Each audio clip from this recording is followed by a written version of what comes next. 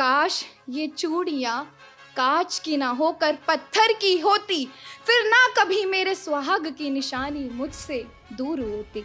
ये ख्याल उसकी पत्नी के जहन में जरूर समाया होगा। और जब उसकी नन्ही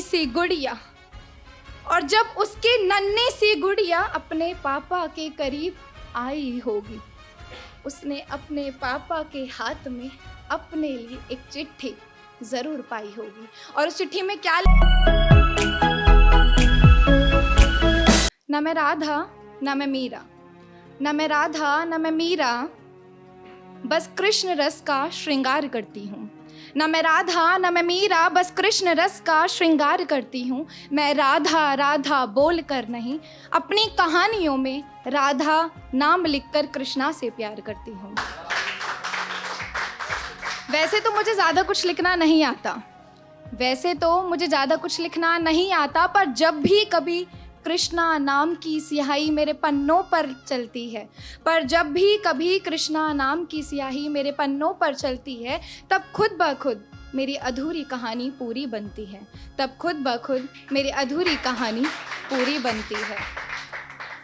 जब भी कभी हम किसी युवा युवती को मोहब्बत करते हुए देखते हैं तो हमें ही रांझा की याद ज़रूर आती है।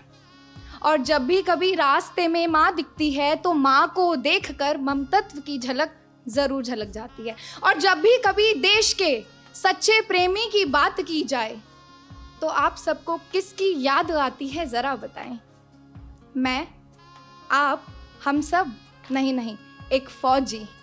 कहीं आप ये तो नहीं सोच रहे कि ना आज गणतंत्र दिवस ना ही आज स्वतंत्र दिवस, फिर भी एक वीर जवान की बात हो रही है। कहीं ऐसा तो नहीं लग रहा होली आने से पहले बिना रंगों की बौछार हो रही है।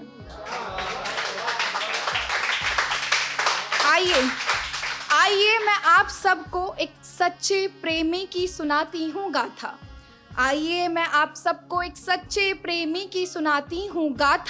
एक फौजी सीमा पर कभी भी अकेले नहीं जाता। उसके साथ जाती हैं उसकी अम्मी की दुआएं, उसके बाबा का आशीर्वाद और उसकी बहन का स्नेह, और अपनी पत्नी की आंखों के आंसू वो अपनी मुट्ठी में कैद करके जाता है। एक फौजी सीमा पर कभी भी अकेले नहीं जाता है, और वो अपनी मुट्ठी में कैद करके जाता है अपनी नन्ही सी बेटी की कुछ फरमाइशें, कुछ ख्वाहिशें। वो अपनी मुट्ठी में कैद करके जाता है अपनी नन्ही सी बेटी की कुछ फरमाइशें, कुछ ख्वाहिशें। एक माँ ने अपने लाल को सीने से लगाकर पाला। आज उसे महसूस हो रहा था सीमा पर कुछ गलत है होने वाला।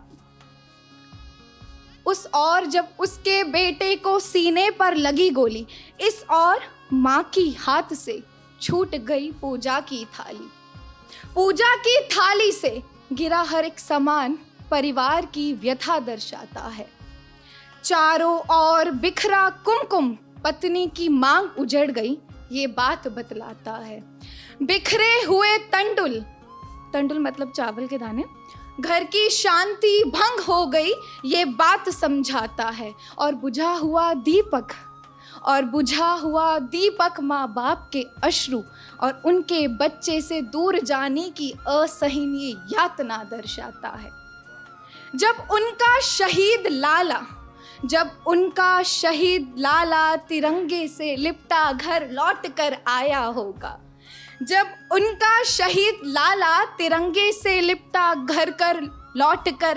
होगा,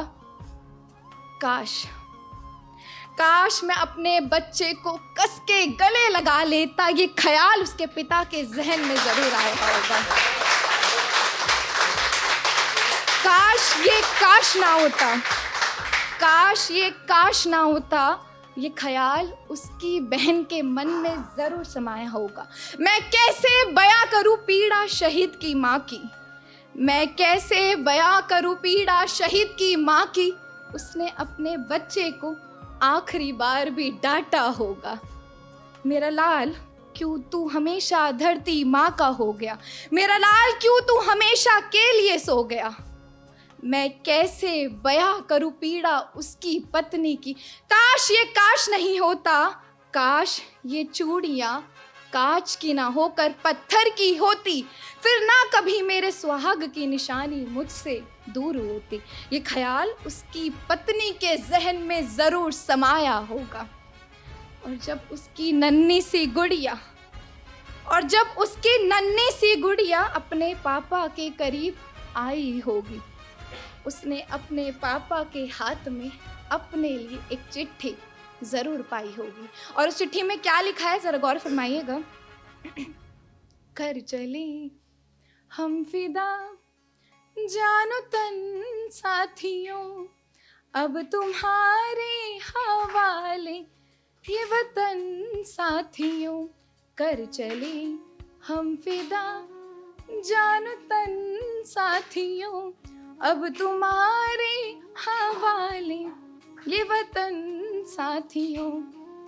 मेरे लाडो, तो अपना ख्याल रखना और हाँ, अपनी माँ से ज़्यादा मत लड़ना, अपना दादा दादी का सम्मान रखना। और तेरी रगों में एक फौजी का खून दौड़ता है, अपनी देश की तू रक्षा करना, अपनी देश की तू रक्षा करना। और ये मेरा पहला परफॉर्मेंस था और मुझे मौका मिला है, बहुत थैंकफुल हूँ मैं आप सभी के लिए। थैंक यू सो मच मुझे इतने ध्यान से सुनने के लिए। और आज हम बहुत अपनी भागदौड़ ज़िंदगी से मौका निकाल कर आए हैं, तो मैं चाहती हूँ स्कूल में जो हम अक्सर बोलते थे, भारत माता की, भारत माता की, भारत माता की। Thank you so much.